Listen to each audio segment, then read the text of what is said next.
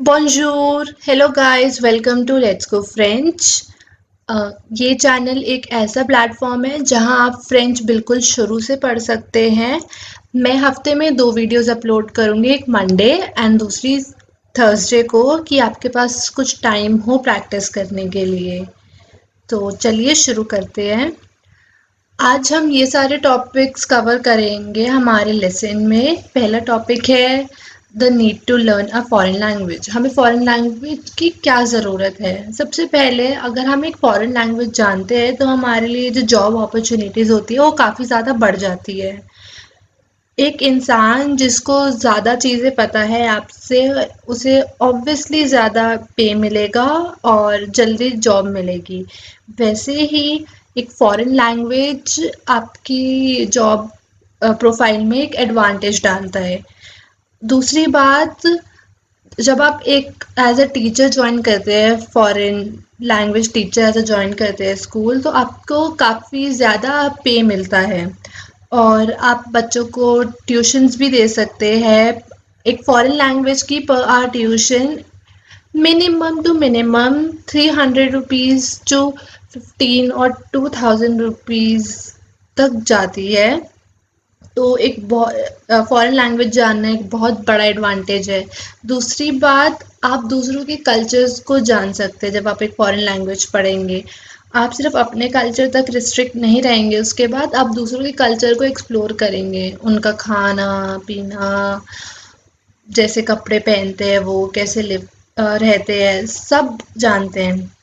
तीसरी बात, ये जब आप फॉरेन लैंग्वेज पढ़ेंगे आपका एक कॉन्फिडेंस बूस्ट होता है, आप में और कॉन्फिडेंस आ जाता है, आप लोगों को इजीली जाके उनसे बात कर सकते हैं। फिर उसके बाद सबसे ज़्यादा इम्पोर्टेंट जो लोगों को लगता है कि हम जब यहाँ ट्रैवल करेंगे तो फॉरेन लैंग्वेज काम आएगी। हाँ, ये बात बहुत सच है। आप इससे लोग आपको बेवकूफ़ नहीं बना पाएंगे अगर आप एक लैंग्वेज जानते हैं उस कंट्री की। और दूसरी बात, आप वहाँ के लोकल से आराम से बात कर पाएंगे। जो नेक्स्ट टॉपिक अब हम पढ़ेंगे वो है कि फ्रेंच क्यों इम्पॉर्टेंट है, फ्रेंच एज अ लैंग्वेज हमें क्यों पढ़नी चाहिए। फ्रेंच एक बहुत ही ज़्यादा वाइडली स्पोकन लैंग्वेज है। 30 कंट्रीज से ज़्यादा कंट्रीज में फ्रेंच ऑफिशियल लैंग्वेज है और more than 270 million people French बोलते हैं। और 80 कंट्रीज है जहाँ पे फ्रेंच एज फ्रेंच या तो पढ़ाई जाती है या बोली जाती है। और सेकेंड बात, ये आपका करियर को बढ़ावा देता है। जैसे मैंने आपको बताया कि फॉरेन लैंग्वेज क्यों चाहिए, बहुत सारे बड़े बड़े फ्रेंच ब्रांड्स हैं जो डिफरेंट डिफरेंट कंट्रीज में सेटल हो रखे हैं, तो वहाँ पे वो आपकी जॉब प्रोफाइल को एनहांस करते हैं। तीसरी बात, फॉरेन लैंग्वेज जो है वो आपकी फ्रेंच जो है वो आपकी हायर एजुकेशन में हेल्प भी करती है। इंडिया से काफ़ी लोग कनाडा जाते हैं या डिफरेंट फ्रैंकोफोन कंट्रीज जाते हैं। फ्रैंकोफोन कंट्रीज वो होती है जहाँ पे फ्रेंच बोली जाती है। तो जैसे कनाडा तो बहुत लोग जाते हैं, वहाँ पे एग्ज़ाम्स होते हैं TEF एंड TCF, जिसमें आपको फ्रेंच का एग्ज़ाम देना पड़ता है और वो आपके लिए बहुत ज़्यादा हेल्पफुल होते हैं। चौथी बात, फ्रेंच एक बहुत ही प्यारी लैंग्वेज है। जब आप उसे पढ़ेंगे और जब आप उसे सीखेंगे, आप जानेंगे ये बात कि फ्रेंच कितनी फ्लुएंट है एंड कितनी अच्छी लैंग्वेज है। लास्टली, फ्रेंच बिल्कुल भी डिफ़िकल्ट नहीं है सीखने के लिए। लोगों को लगता है कि फ्रेंच बहुत डिफ़िकल्ट है, बट बिल्कुल डिफ़िकल्ट नहीं है। ये काफ़ी ज़्यादा सिमिलर है इंग्लिश से और इसके काफ़ी सारे ग्रामेटिकल रूल्स है जो अगर आपको हिंदी आती है तो वो आप उससे कनेक्ट कर पाएंगे बहुत इजीली। जब मैं आगे के अपने लेसन्स में बताऊंगी तब मैं आपको बताऊंगी कैसे हिंदी से भी फ्रेंच क्यों सिमिलर है। तो अभी हम चलते हैं अपने नेक्स्ट टॉपिक की तरफ जो है अल्फ़ाबेट्स इन फ्रेंच। इंग्लिश की तरह फ्रेंच में भी 26 अल्फ़ाबेट्स होते हैं, बट उनकी प्रोनाउंसिएशन थोड़ी सी डिफरेंट होती है। जैसे आ प्रोनाउंस होता है बी बे, सी से, डी डे, ई एफ एफ, जी जे, एच आश, आई ई, जे जी, के KLLMMNNOOPP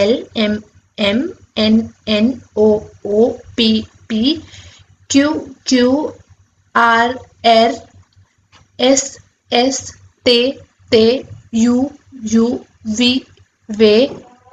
WWXYYZ। इसमें मैं आपके नोटिस में दो चीज़ें लाना चाहूँगी। पहली बात, जी जो होता है हमारा वो जे प्रोनाउंस होता है एंड जो जे होता है वो जी प्रोनाउंस होता है, तो आप इस चीज़ में बिल्कुल भी कंफ्यूज मत होइएगा। एंड जो सेकंड बात है वो है आर की साउंड। जो आर की साउंड होती है वो होती है एर। वो हमारी जो टंग ट्विस्ट होती है, जब वो वाइब्रेट होती है तो वो अंदर से निकलती है। तो आप इन चीज़ों का ध्यान रखें और इन पे फोकस करें। और बिल्कुल भी अल्फ़ाबेट्स को स्किप मत की करिएगा कभी भी, क्योंकि जब आप अपना कुछ नाम या कोई जगह स्पेल आउट करते हैं तो आपको इन अल्फ़ाबेट के प्रोनाउंसिएशन आने चाहिए कि जो सामने वाला है वो कंफ्यूज ना हो। जैसे जी एंड जे जो है वो थोड़ा इंटरचेंज अलग सिमिलर है। जो इंग्लिश में जी होता है वो फ्रेंच में जे होता है, और जो फ्रेंच में जे होता है वो इंग्लिश में जी प्रोनाउंस होता है। तो ये चीज़ें आपको ध्यान में रखनी है, इसलिए अल्फ़ाबेट्स याद करना, उसकी प्रोनाउंसिएशन याद करना बहुत इम्पॉर्टेंट है। तो एक प्रैक्टिस के लिए हम लेट्स गो फ्रेंच की प्रोनाउंसिएशन एक बार बोलेंगे। तो एल अ ते एस जे ओ एफ एर अ एन से आश। वैसे ही आप अपना नाम स्पेल करके एक बार ट्राई कर सकते हैं, और डिफरेंट डिफरेंट लेटर्स को, वर्ड्स को, कि आपका प्रोनाउंसिएशन इन अल्फ़ाबेट्स की प्रॉपर हो जाए। तो अब हम चलते हैं अपने नेक्स्ट टॉपिक पर, जो है ले साल्यूटासियों और द ग्रीटिंग्स। जैसे हमारे हिंदी में काफ़ी सारी ग्रीटिंग्स होती है, नमस्ते, शुभ रात्रि, जो हम यूजुअली अब नहीं यूज़ करते, बट जो हमारी ग्रीटिंग्स होती है वैसे कुछ फ्रेंच में भी होती है। मैंने सिर्फ 10 ली है ग्रीटिंग्स, अभी बाकी नहीं ली, क्योंकि फ्रेंच में बहुत सारी है, बट अगर हम एक साथ सारे करेंगे तो हम कंफ्यूज हो जाएंगे। इसलिए मैंने कुछ स्टार्टिंग की इम्पोर्टेंट ली है। सबसे पहले साल्यू। साल्यू मीन्स हेलो। साल्यू, साल्यू, you can try and pronunciate it after me. आप मेरे बाद बोलने की कोशिश करें तो आपको प्रोनाउंसिएशन उसकी अच्छे से आ जाएगी। उसके बाद बॉन्जूर। बॉन्जूर, अगर हम बॉन्जूर को लिटरली ट्रांसलेट करें तो बनता है गुड डे। बॉन मीन्स गुड एंड जूर means day. So literal translation होती है इसकी गुड डे, बट ये as a good morning use होता है, एज अ हेलो यूज होता है, एंड आप इसको दिन में कभी भी बोल सकते हैं। ज़रूरी नहीं है कि गुड मॉर्निंग के लिए बोलना है, आप दिन में बॉन्जूर किसी भी टाइम बोल सकते हैं। उसके बाद कुकू। कुकू हे देयर, जैसे हम दूर किसी से रेफरेंस पे किसी को बोल रहे हैं, सुनो, हेलो, सुनो, तो हम कुकू यूज करते हैं। उसके बाद आलो, हेलो, यूजुअली हम फोन कॉल पे करते हैं, hello are you there, then that time उस वक्त हम बोलते हैं आलो। उसके बाद कोमोसावा। कोमोसावा का मतलब होता है हाउ आर यू। कोमोसावा हम यूजुअली यूज करते हैं इनफॉर्मल के लिए।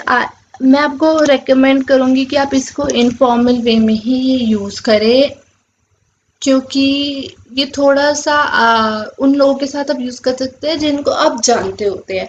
अननोन लोगों के साथ या एल्डर्स के साथ आप ये ना यूज़ करें। और तो आप अपनी फैमिली में यूज़ कर सकते हैं, अपने पेरेंट्स और अपनी फैमिली के साथ, बट देन किसी आप अननोन एल्डर से बात कर रहे हो तो आप कोमोसावा ना यूज़ करें।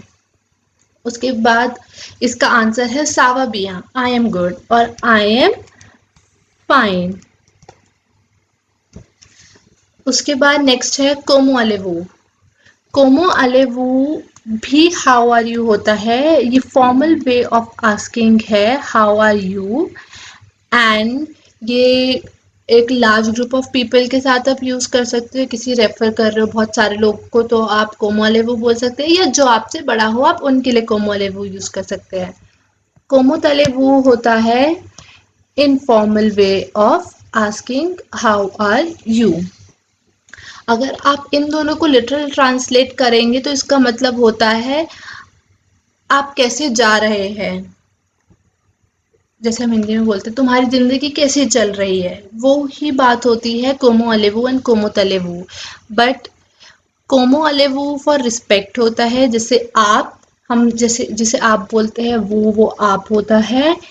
एंड तू वो तू या तुम होता है। इसके बाद है ओरवुआर। ओरवुआर मतलब गुड बाय।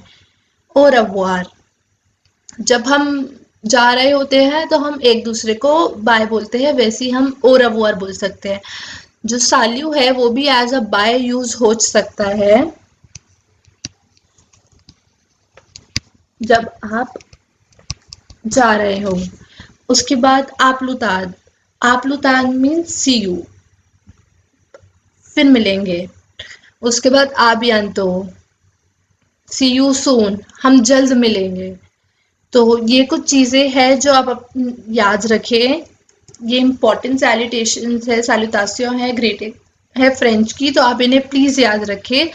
मैं इसके अलावा और बाकी अपने नेक्स्ट वीडियोस में डिस्कस करूंगी। तो अभी के लिए इतना ही।